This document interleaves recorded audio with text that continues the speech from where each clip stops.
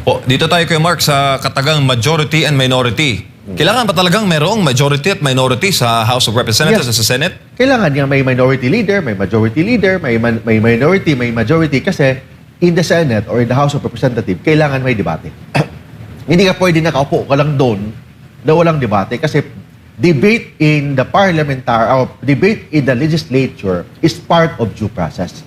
It is part of yung tinatawag check and balance in the government.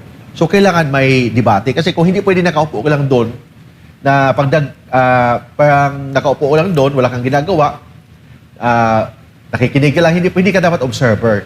You were there, you elected by the people to debate, to argue. Kasama doon, yun ang trabaho talaga ng isang congressman at saka senador. So pag majority ka, panig ka sa Nakakarami. Nakakarami. Hindi sa administration, Akala nakakarami. ko. So, hindi pag majority ka, doon ka sa administration. Pwede naman majority, but hindi sila pabor sa ating sa administration, hindi sa ating presidente. Pwede yan. Kasi majority, meaning, basta 13 sila, yun. Yun ang tinatawag na majority.